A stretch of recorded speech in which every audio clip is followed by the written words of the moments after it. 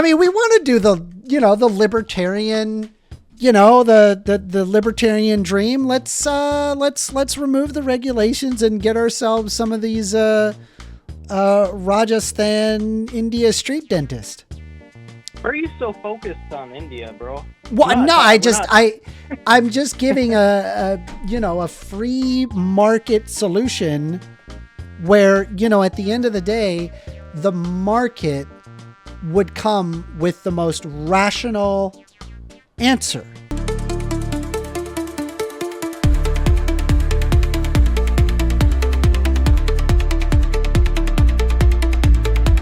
So first, can I get sort of an idea of what your core political positions are?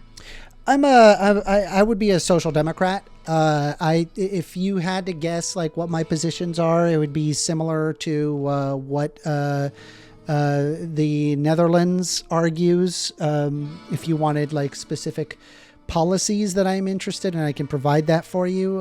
But I am a Democrat. I used to be a Republican and a Libertarian, and I just kept reading. Right, yeah. I get that. I probably had a similar thing. I used to be more leftist and did more reading from there. And kind of became more right-wing, I suppose you could say. Is there anything in particular you read that sort of led you to where you are? There's many things that I've read. I have a giant book list that I could review with you, that of just things that I have read over time. I mean, if you want, I can run you through it. But I don't know. You may find it kind of boring because I'm just going to be rattling off a bunch of books. What would be your top three? It's hard to say. Right. The Bible was pretty big up there. I mean, that rattled my cage. Another one that rattled my cage was Bob Woodward's book Rage. And then there was another one that changed my understanding of economics, which was called Austerity by Mark Blyth. I don't know if I'm familiar with that. Mark Blyth. I'm gonna look him up. What are your politics? I'm probably, if you look all the way at the bottom right of the political spectrum, like a minarchist, where the founding fathers Ayn were. Rand. What's that? Ayn Rand. Ayn Rand? Yep. What about it? I'm saying you would likely be an objectivist if you're that far down. I think objectivism is useful as an ideology, but I don't know if. I don't think I explicitly say that, right? Okay.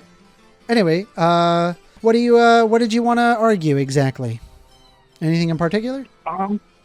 I just kind of hopped in. I saw you talking with the guy talking about abortion last. I don't know how well of a job he did, but we could talk maybe economics and why. Are you pretty pro social policies and government spending and all that? Oh yeah, big time. Yep.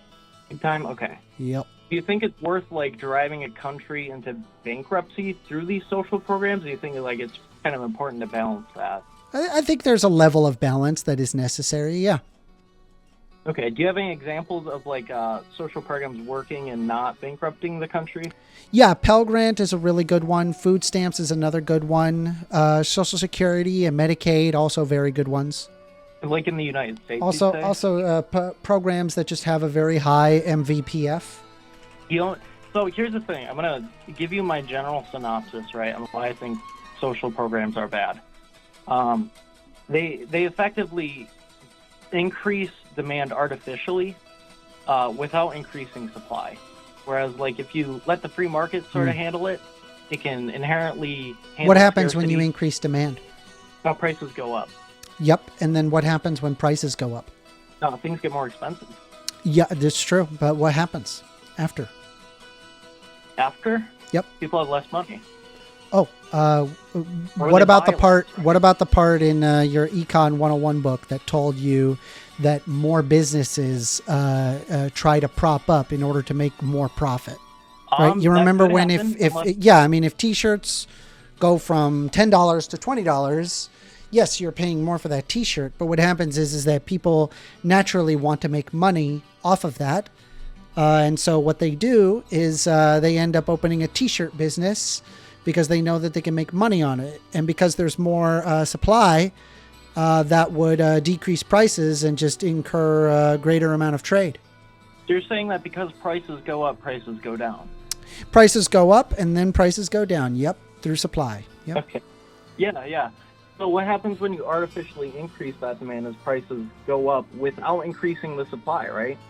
Well, yeah, I mean, there can be an argument. Yeah, I mean, if a supply does not increase, then yes, then prices just go up. Yeah, that's a bad thing, sure. Right, sure. So we have that in the U.S. with healthcare right now. And yes, college, right? I agree with you. We have decided to privatize our healthcare system within combination of very heavy regulations, and it's often to bolster the insurance companies, which has resulted in the very expensive treatments that we have. Well, the reason why treatments are so expensive is because it is heavily regulated. You're spot on with that. We don't have a free market of healthcare. We have this weird, so here's the thing. I agree that socialized is better than our current system. However, the free market is better than both those. We have the worst possible system right now. So which is the government. Okay, go ahead. No, go ahead. I interrupted you. No, you're fine. Just basically we have the government and corporations working in tandem to make the most profit. Where you have someone who can't afford health care, the government says, don't worry, we'll pay for it. And they're like, if the government's going to pay for it either way, we'll just jack up the prices. Okay, so you feel that the free market, it would be a better way of dealing with health care than, say, a socialized system, correct? Yeah. I think you can look at real-world examples of that. I can give you a free-world example. Yeah. Did you know that dental in India is actually very inexpensive? Are we just looking at prices or quality or? Well, no, I was just saying dental, right, in India, it's got a very free market, kind of a system, almost anybody can pick up shop with a pair of pliers and they just sit there on their rug and a bottle of alcohol to help numb the pain. And, you just show up and you pay a few rupees and you can get your tooth pulled, huh? What do you think? Think we should have that in the U.S.? That doctor there, yeah. You like that? Yeah, I would not go to that dentist. There, why? quote, unquote. Because he sucks. Really? Why? No, he's got a pair of pliers and a really good alcohol. Gets me drunk. I was just thinking that we should do this free market approach, right? Where anybody, right, can just go and start pulling teeth, right? I just don't understand, why you wouldn't want to do that, I guess. Because here's the thing, right? When you have socialized healthcare, right? Let's say the government is the only one running healthcare, right? Yeah. Well, do you think that there should be a regulation on healthcare, maybe? No. Okay. So back to the guy who's pulling teeth on the side of the road with a rug and some alcohol and pliers. He'll even fit some dentures for you. Did you know that? What's up? He'll even fit some dentures for you. Did you know that? Incredible service on the roadside. Yeah. And you find that to be acceptable? No, I'm saying. Yeah, India is not the best example of a free market. I agree with you. I'm simply saying as an example, like we have regulations in the United States. You can't just start pulling teeth. You need to actually be a licensed dentist. You can't just start pulling teeth because that's dangerous, right? It can hurt people. It also can infect people. It's extremely dangerous. So we have regulations to prevent the harm of people. Now, does that in turn make the product more expensive? Yes, it does. But I would say that a subsidized healthcare system where we can actually lower the cost on consumers by consolidating it into a single payer healthcare system would be far more adequate than having, I don't know, some weird dentist Dabblewalla kind of figure. Do you think that if we just got rid of subsidized healthcare in the U.S., it wouldn't go back to how it was in the 1950s or 60s? It would just go back to, it would go to people pulling teeth in the street. Well, I think that if you decided to pull away against regulations, it would then cut away at many different things that we would be knowledgeable about now. That would be a problem.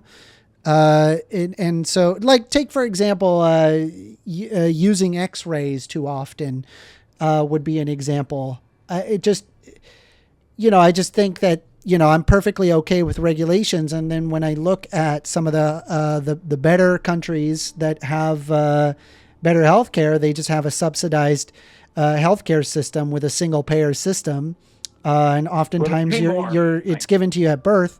I mean, heck, we can implement the system in Canada, for example, in the United States. We wouldn't even have to get rid of insurance companies. We can actually keep insurance companies, but it would effectively be a single payer healthcare system where there would be a direct negotiation in order to lower prices. And because it was done throughout a global, through the United States scale, it would be a lot cheaper because of opportunities of scale. No, yeah. So I agree with you. If it were completely socialized, it would be better. I'll agree with you on that. I just think the free market is better than both of those, right? Yeah. And so you brought up Canada. You know that their healthcare is terrible, right? It's really bad. Comparison to the United States, we don't really have people in Canada going bankrupt and having to sell their house because they need healthcare. I don't like the United States healthcare system. But it is true though. They do have to wait longer. They do have to wait longer. Yeah, I'll be honest with you. I'll take the wait longer as opposed to, I don't know. Well, hold on. Let's go back. I want to go back to your suggestion. Hold on. I think it would be better if I provided a picture. So I don't know. It's kind of behind by like 12 seconds, but you should see it in about a moment. What do you think?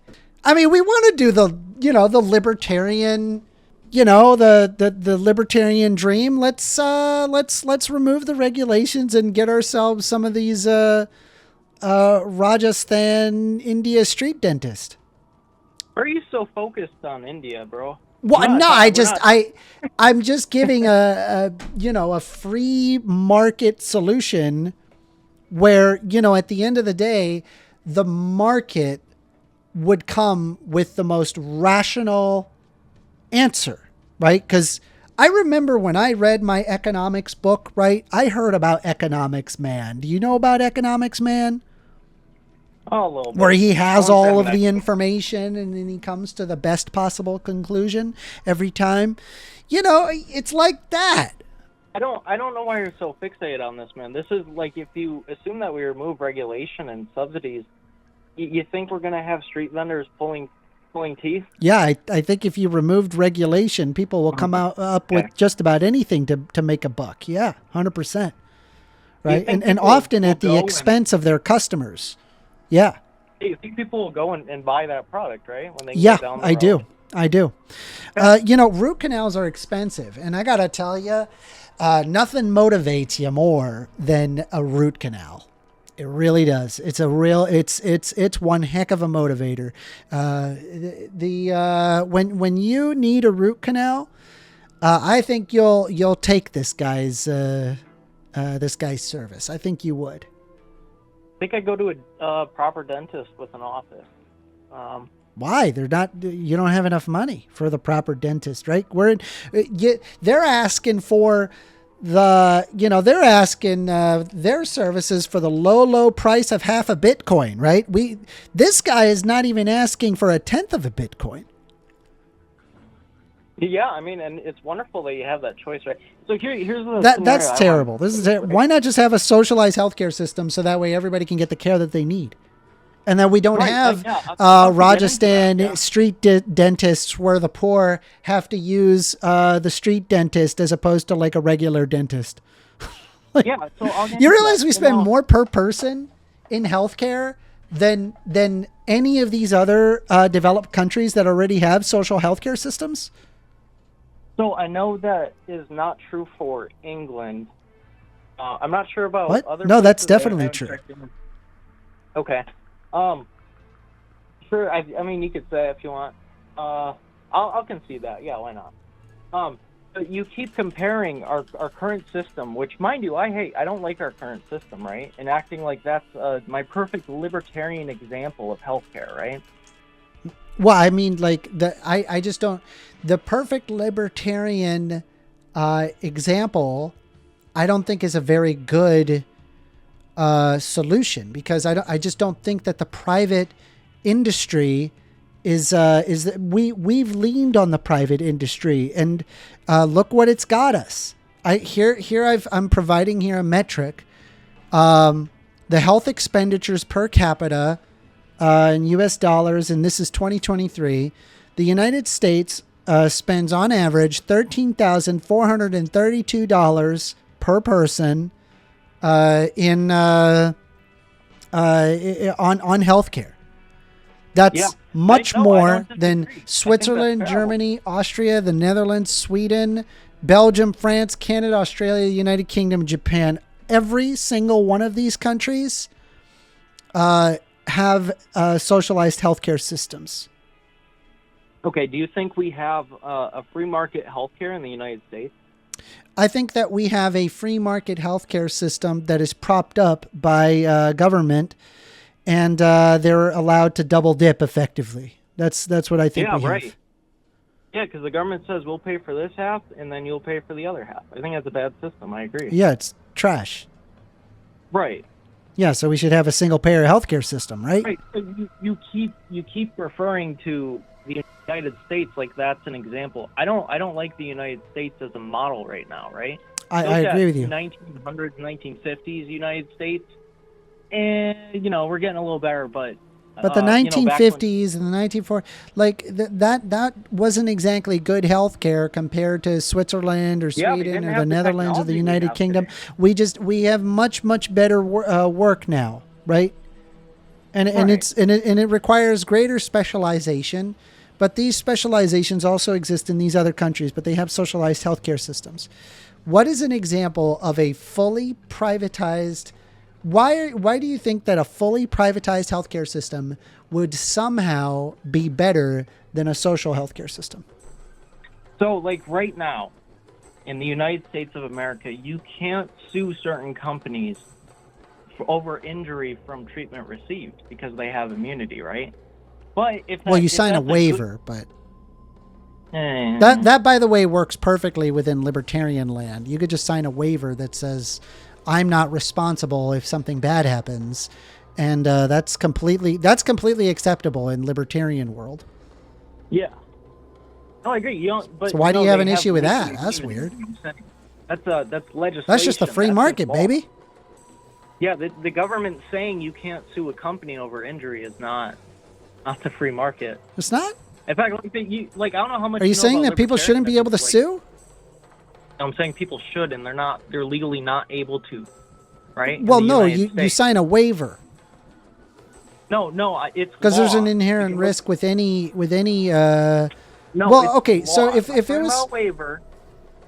What? No, it's a contract. What do you? Well, I mean, it is. I agree with you. It is law. This is a whole other problem with libertarians. I find it's quite often that they like the free market. They want the free market to exist. Somehow it won't be Mad Max, and somehow they're going to be able to abide by contract law.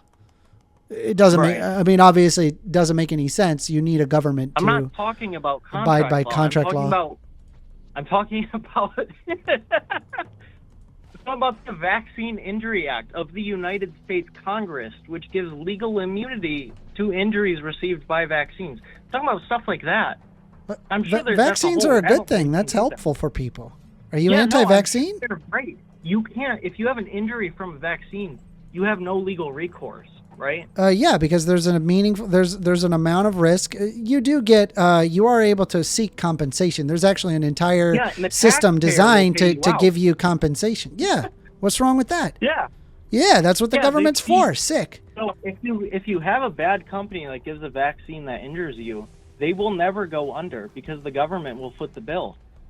Well, that's also not true. There are definitely instances where it can be bad enough to where it actually will sink a company for making a particular drug. It's also a very, very high risk to make any drug, for that matter. So Yeah, I don't know where sure. you're getting the idea that it's the drug company is completely immune. I mean, if you're talking The about National like Childhood the Vaccine COVID Injury shot, right? Act That was of ludicrously 1986. successful. You think the COVID shot was successful? Oh yeah, Okay. very. Yeah, it worked. Yep. Yeah. Okay. Yeah. I'm not making this up. This is the National Childhood Vaccine Injury Act of 1986. You can Google this yourself if you want. You think the COVID vaccine didn't work? Well, I mean, it worked for a little bit, right? A little bit? Here's the thing with the. Yeah, you had to get boosters, right? That was the whole thing. The thing is, too. Yeah, is well, that it it's not reduced. a vaccine either. Okay, let me ask you this: are you aware of what it did mechanistically? It injected instructions as a spike protein, instructed your cells to create more spike proteins to fight the COVID infection, if I remember correctly. It created, it created basically what it was is an amazing patent, really. They created a liposome, which is basically like a little fat bubble, and was able to encapsulate an RNA strand that when this fat bubble would touch a cell, it would allow the fat bubble to enter into the cell wall, and then it would just allow the RNA to be inside of the cell safely and to be processed by the ribosomes. And then the cell would then be prompted to create a spike protein, which was the same exact spike protein that was used for on the actual COVID, which by just simply having the spike protein floating around in your bloodstream as opposed to the spike protein attached to COVID, your immune system was capable of designing a protein cap or learning how to create a protein cap to block that. And so when they actually got COVID, that protein cap would be put onto the COVID virus from the white blood cell. That's what it did. And it was successful. It reduced mortality rates. It helped with how many people were showing up to the hospital needing respirators. It did all of those things. Right, I'm sure. Yeah. Do you disagree with that? No. Sorry if I sound a little sarcastic there. Well, I know libertarians don't like government, so I just was. Yeah, you got that right. Yeah. I don't know. So yeah, this is actually a personal thing for me, right? Like for example, I have friends $1,000 less than me, and they're way more successful because they qualify for stuff like WIC and SNAP benefits, all that fun stuff. So it's like I don't. Did you collect on any federal benefits? No. None, really. That's interesting. I got the COVID stimulus, but I don't think I never signed up for that one. No, you just given that. Yeah. Our boy Donald Trump gave that to us. Yeah. Twice, right? Yeah, twice. Yeah, like doubled the deficit or something. Yeah. Yeah, that was fun. Can I swear on here? I'm sorry. No, yeah, you could swear. It's an 18+ show.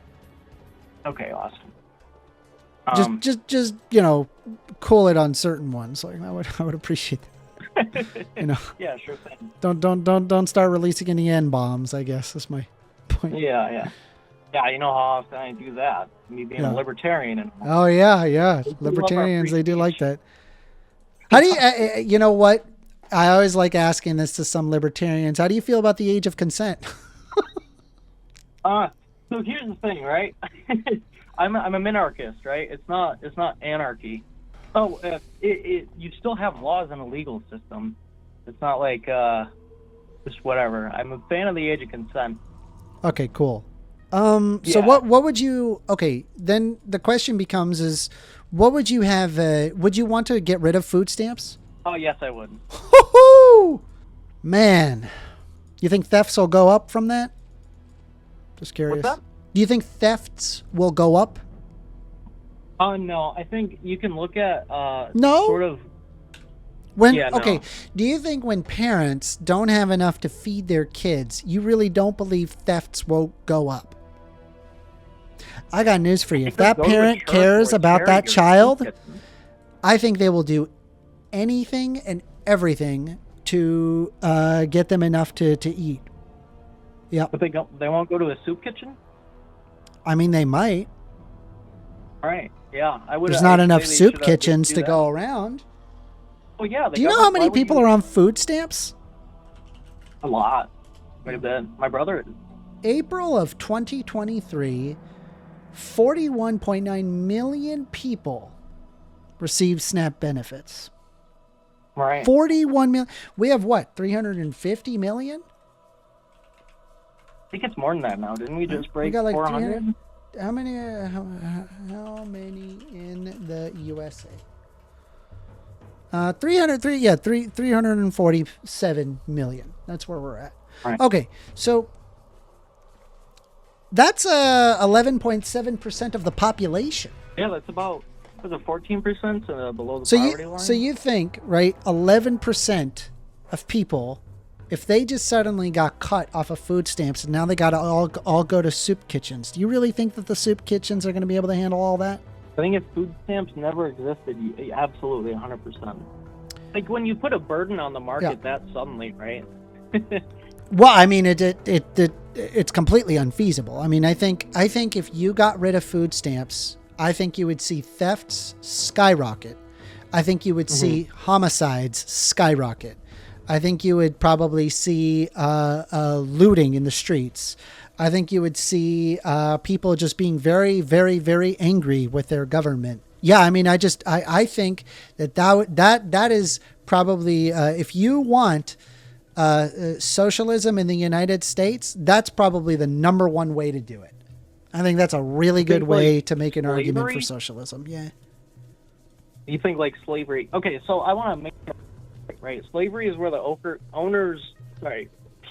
workers own the means of production, right? So it's all collectively owned. That's not what slavery is. No. Let me finish this thought. Come on now, play along.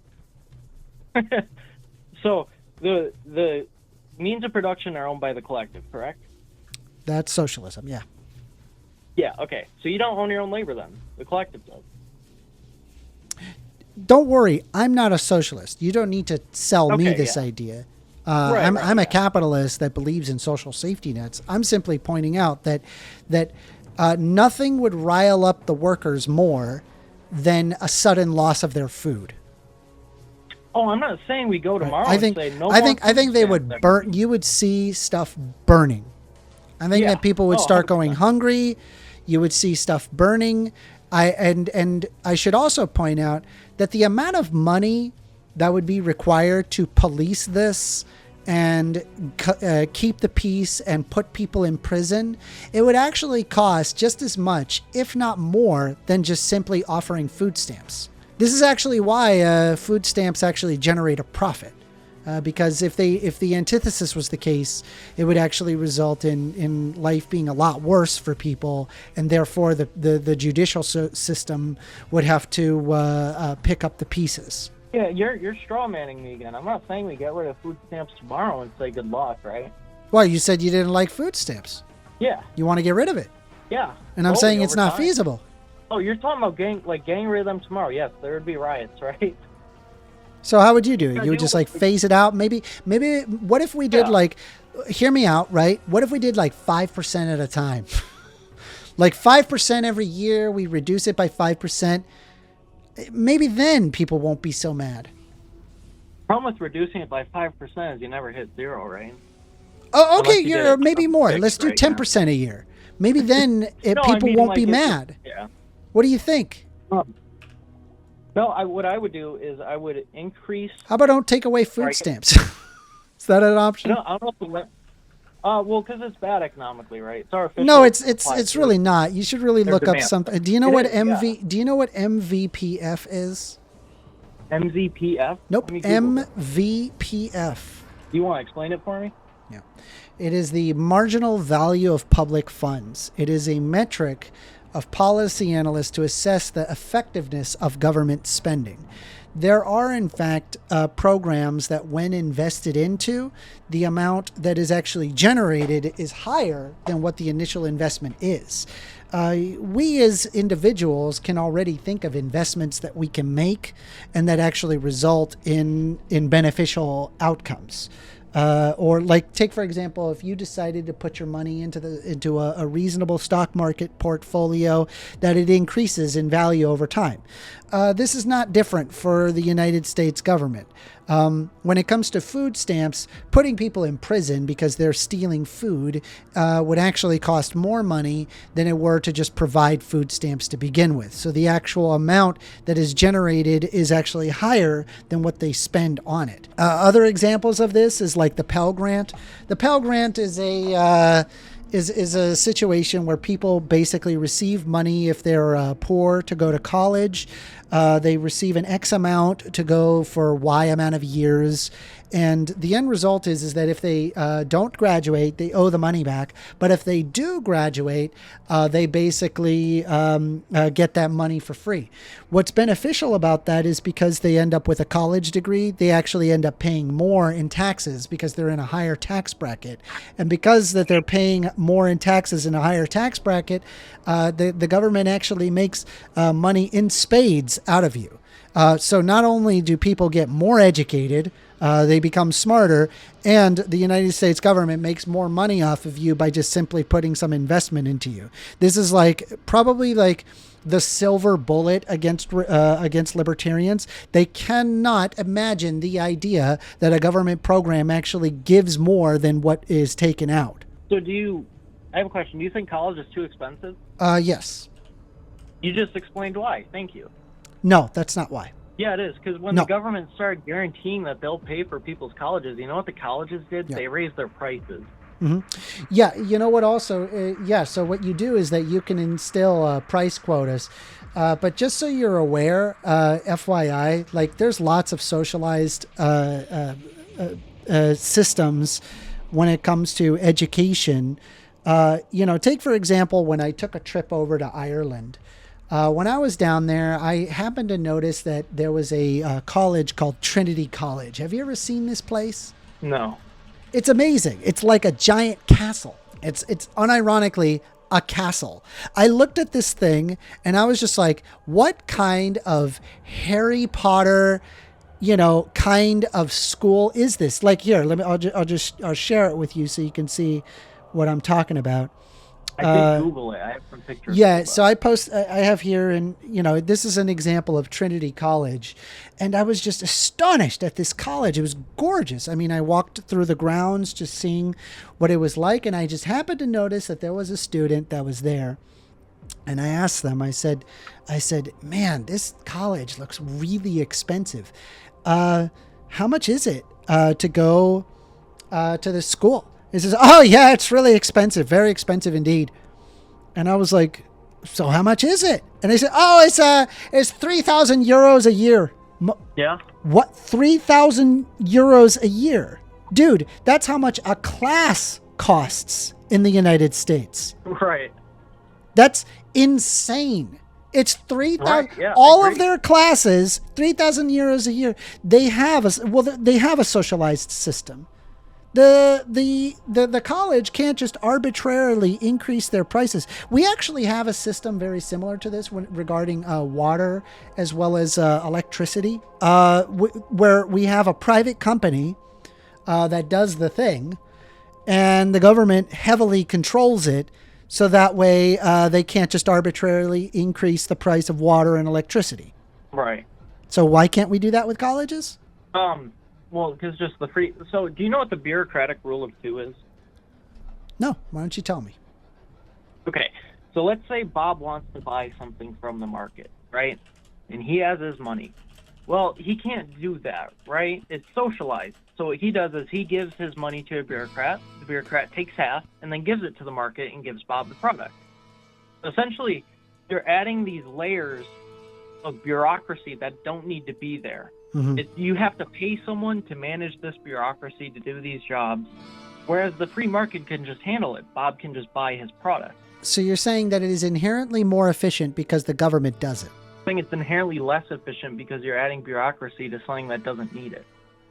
Well, but unfortunately, we have more expensive college and we have more expensive healthcare, but we have this kind of a weird combination of the private companies and government. When I feel like that we could just like move around some things and actually get a beneficial outcome, and instead of just saying, "Hey, listen, government, get out of the way." Let the free market do what it needs to do, and I promise you, you will get cheaper prices. Yeah. You really think that that'll happen? Oh, that's what used to happen. Except where it doesn't happen. What do you mean? Well, for example, I could have a geographic monopoly. Now what are you going to do? Move somewhere else. Why not just regulate it? So that way people don't have to move out in like the I don't know, Watertown hellhole where there's like a water warlord that controls all the water. Why not just regulate it? So we don't have water helltown warlord. I can't even imagine if government got out of the way of like, say, like, I don't know, Scientologists. What do you think would happen? You think the free market's going to fix that? I think Scientologists, if you want to be a part of that cult, have at it. Yeah, great. They also take over huge regions in Florida. Yeah, so did the Mormons. Okay, yeah, that's not a good thing. When they came here. So like if the government got out of the way, they would have nothing to impede them. Okay. So why not regulate them? Why are they doing that so bad, right? They're taking businesses in another otherwise vibrant location and they're destroying the businesses, taking it over and leaving them empty because they have the money to do so because they keep receiving donations. Yeah, you should move somewhere else then. Don't live near Scientologists. Or just create a government regulation to stop them from doing that. We can actually have a nice town. We don't have to force everyone to move. See, here's the thing, right? When you start getting into giving the government this sort of authority, right? Why do we have government? We have government to protect our rights. Correct. Yeah. Do you think that it would also behoove you to have some public amenities like roads or buses or water municipalities or electricity or infrastructure? I think that's pretty necessary, don't you think? Right? Enabling contract rights, contract law, building codes. Yeah. You know what? Private companies build a lot of buildings too. They build the roads. They run electricity. All I'm saying is take out the middleman. Could you imagine? Yeah, man. I'm sure, for sure, right? You honestly believe that there wouldn't be, say, a private contractor that is going to want to skip a few steps and potentially make their buildings a lot less safe? You don't think so? You think the free market will be all right? So you're kind of acting like we didn't really have a free market ever in the United States. Like, well, we did. It was. I mean, we had robber barons during that time, and a lot of people died, and there was a lot of not good situations. So we were like, let's not do that anymore, right? Because the response to the Great Depression was government get out of the way, let the free market do what it needs to do. No, the response to the government was make a bunch of social programs, right? And it was the government. Yeah, and then that pulled us out. Yeah, I agree with you. That's exactly what happened, and that pulled us out. That's correct. FDR helped with that, and it worked. It prolonged it, right? Some arguments could be made that certain policies had prolonged it, but certainly the socialized policies did not. I mean, you have to understand that, like, we're living in a post-Keynesian world where we would use like our post-Keynesian economics, where it's like a mix of understanding of both Keynesian and Austrian economics, where ultimately, like, we are aware that spending when there is a deflationary spiral does encourage economic growth. We already know that. Okay, I'm going to let you go. My wife is pregnant. She's getting a headache listening to you. I don't mean that to be rude or anything like that. I'm sorry. Like, I've had a great discussion with you. I want to call in probably at some point in the future. Right. It was very nice talking to you. I had a lovely time. All right, good talk. And I hope you have a great rest of your day. Yep. Bye-bye. All right. Bye. All right. I gave their wife a headache, everybody.